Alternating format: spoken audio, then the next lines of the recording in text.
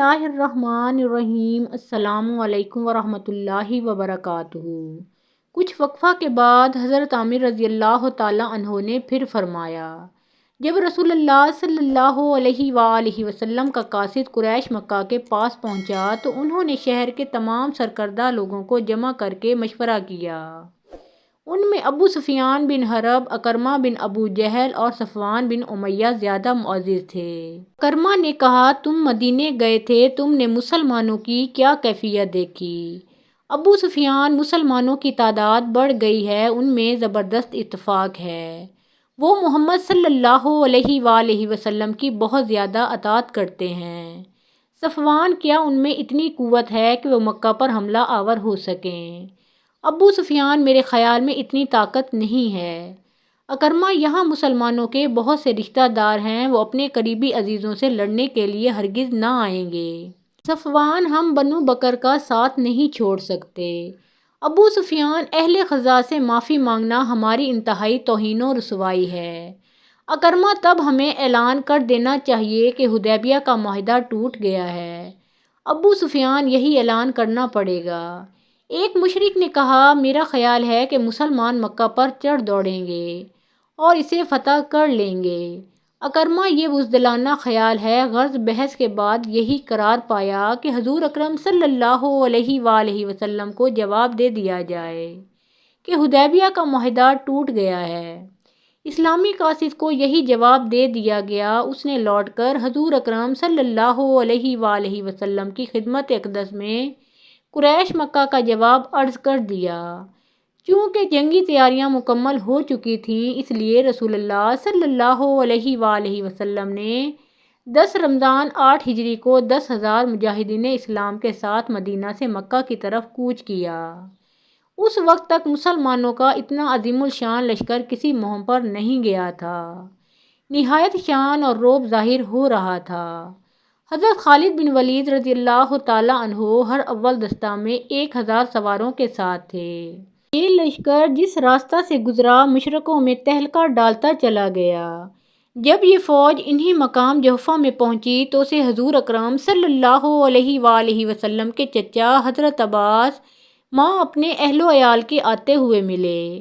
وہ اس وقت تک مسلمان نہیں ہوئے تھے، اب اسلام لانے کے لیے مکہ سے مدینہ جا رہے تھے۔ یوں ہی انہوں نے اس عظیم الشان لشکر کو دیکھا تو حیران رہ گئے۔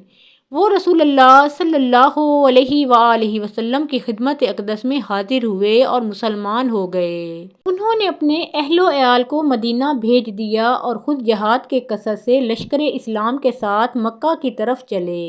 یہ فوج الہی نہایت خاموشی اور احتیاط سے سفر کرتی ہوئی وادی مر الزہران میں پہنچی۔ یہ مقام مکہ معظمہ سے صرف 4 کوس کے فاصلے پر تھا۔ جب مشرکین مکہ کو اسلامی لشکر کے اچانک اور بھاری تعداد میں آنے کی اطلاع ہوئی تو وہ نہایت اور حد درجہ پریشان ہوئے۔ ان میں کھلبلی پیدا ہو گئی۔ انہوں نے ابو سفیان کو اسلامی لشکر کی صحیح خبر لانے کے لیے بھیجا۔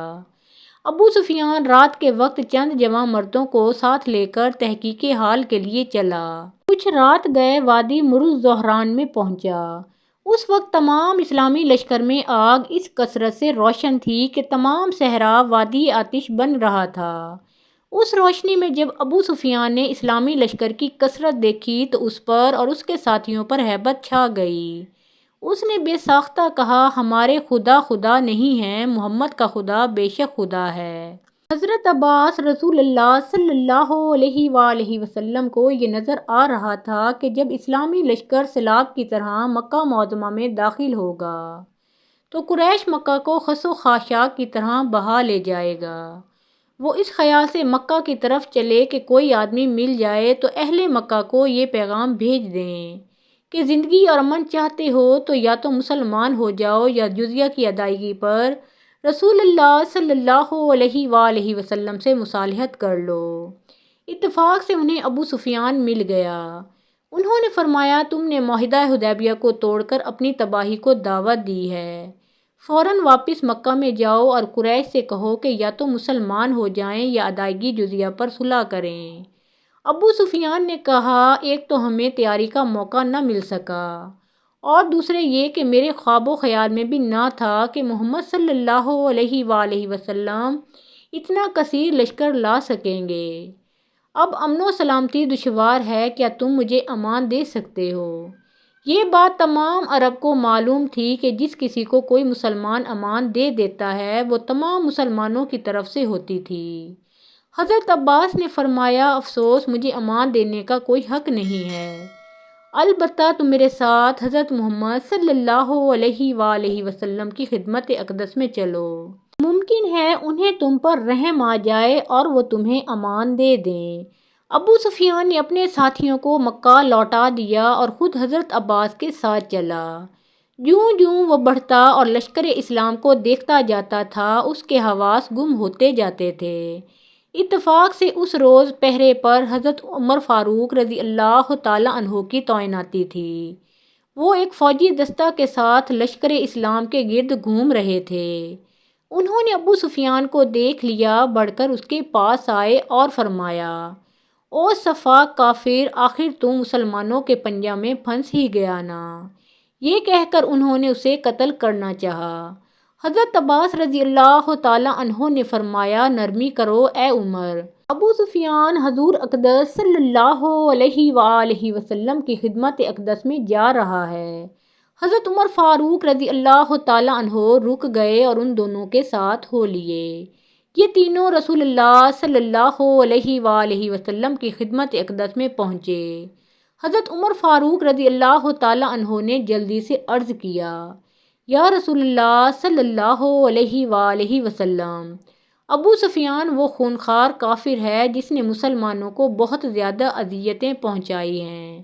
اب کفر اور کافروں کے استحصال کا وقت آ گیا ہے، مجھے اجازت دیجیے کہ میں اس کافر کا سر اڑا دوں۔ ابو سفیان نے مسلمانوں پر نہایت ہی وحشیانہ مظالم کیے تھے۔ رسول اللہ صلی اللہ علیہ وآلہ وسلم کے قتل کی سازش کی تھی، لیکن حضور اکرم صلی اللہ علیہ وآلہ وسلم رحمت للعالمین ہیں۔ آپ صلی اللہ علیہ وآلہ وسلم نے ارشاد فرمایا، اے عمر ٹھہرو۔ حضور اکرم صلی اللہ علیہ وآلہ وسلم نے ابو سفیان سے مخاطب ہو کر ارشاد فرمایا، ایک روز وہ تھا کہ میں تنہا تھا، تم نے مجھے اذیتیں دیں اور اس قدر ستایا کہ مجھے چھپ کر اپنے وطن سے ہجرت کرنی پڑی۔ آج میرے ساتھ فوج الہی ہے، کیا تمہیں اب بھی یقین نہیں کہ سوائے اللہ تعالیٰ کے کوئی معبود نہیں ہے؟ ابو سفیان، یقین آ گیا، اگر ہمارے خدا خدا ہوتے تو آج ضرور ہمارے کام آتے۔ حضور اکرم نور مجسم صلی اللہ علیہ وآلہ وسلم نے ارشاد فرمایا، کیا تمہیں اس میں شبہ ہے کہ میں اللہ تعالیٰ کا پیغمبر ہوں؟ ابو سفیان، یہ بات تو بنائے نزاع ہے۔ حضور اکرم نور مجسم صلی اللہ علیہ وآلہ وسلم نے ارشاد فرمایا، اب تم کیا چاہتے ہو؟ ابو سفیان، مجھے غور کرنے کے لیے ایک رات کی مہلت دی جائے۔ حضور اکرم نور مجسم صلی اللہ علیہ وآلہ وسلم نے ارشاد فرمایا، منظور ہے۔ حضور اکرم صلی اللہ علیہ وآلہ وسلم نے ابو سفیان کو حضرت عباس ہی کے سپرد کر دیا۔ حضرت عمر فاروق رضی اللہ تعالیٰ عنہ بھی چلے گئے۔ صبح ہوتے ہی ابو سفیان نے دربار رسالت مآب میں آ کر اسلام قبول کر لیا۔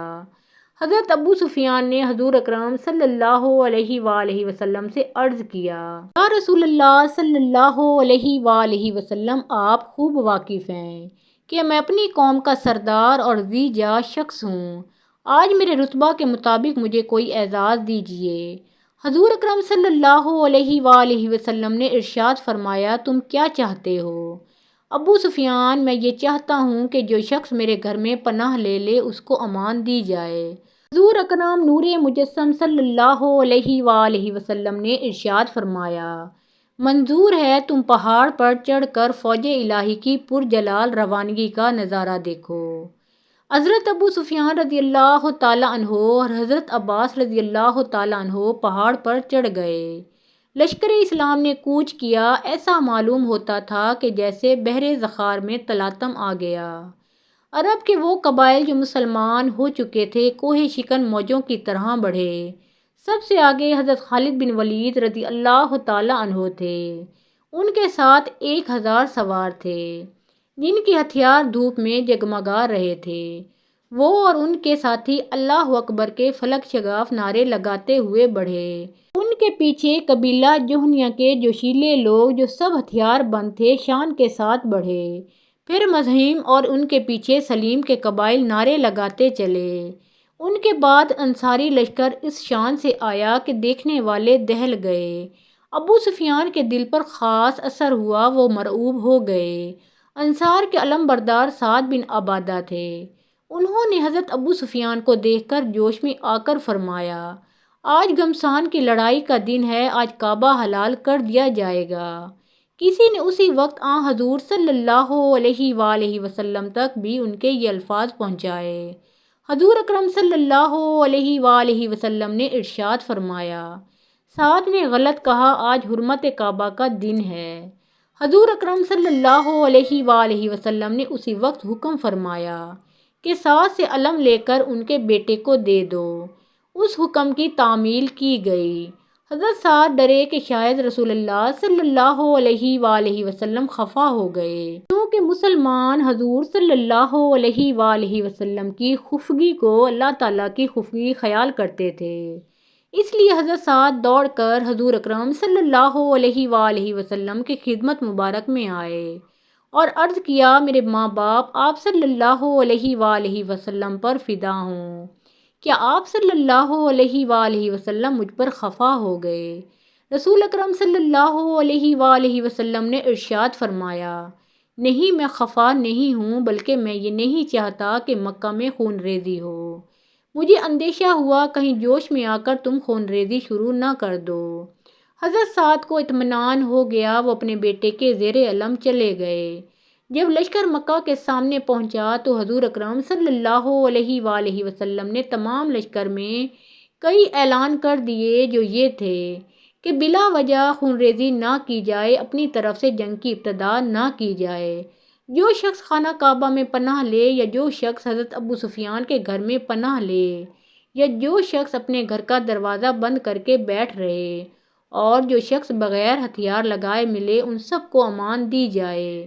حقیقت میں حضرت محمد صلی اللہ علیہ وآلہ وسلم تمام عالم کے لیے رحمت بنا کر بھیجے گئے ہیں، ورنہ ان لوگوں سے ایسا نرم سلوک جنہوں نے انہیں اور مسلمانوں کو ستایا، انہیں جلا وطن کیا جائے، ہرگز نہ کرتے، بلکہ ان سے انتقام لیتے۔ حضرت عامر رضی اللہ تعالیٰ عنہ، انہوں نے کبھی کسی سے انتقام نہیں لیا۔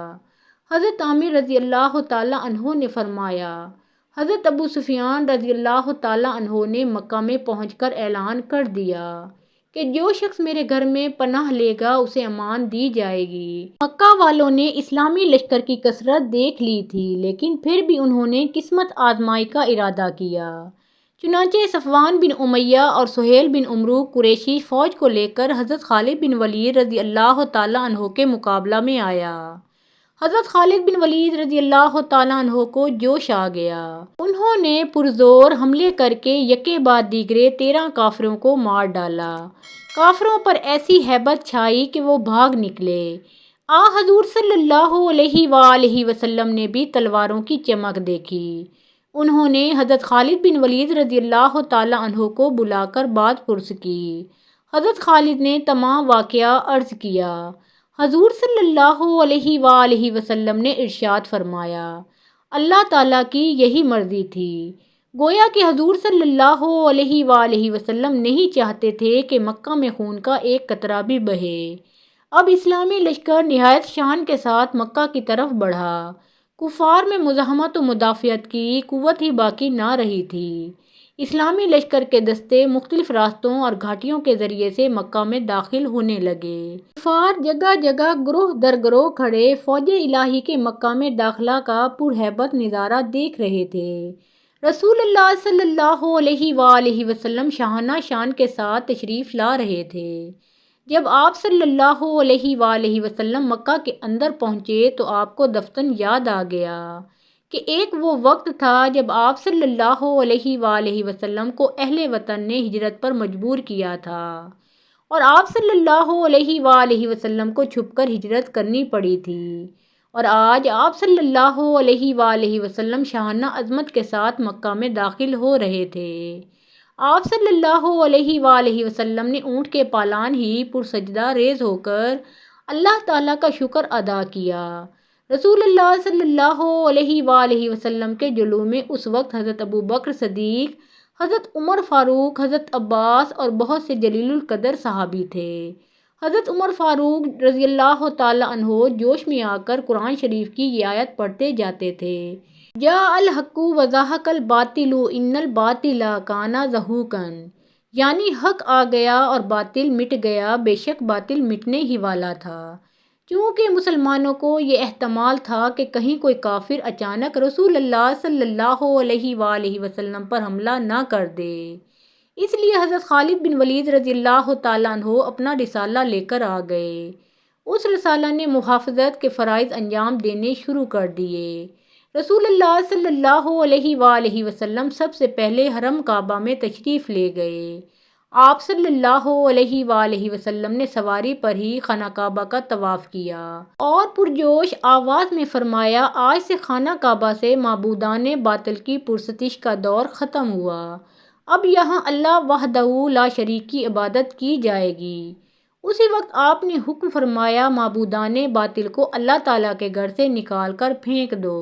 اس وقت عثمان بن طلحہ کعبہ کے کنجی بردار تھے، ان سے کنجی منگائی گئی، خانہ کعبہ کھولا گیا، وہاں 360 بت تھے، سب کو نکال کر باہر پھینک دیا گیا۔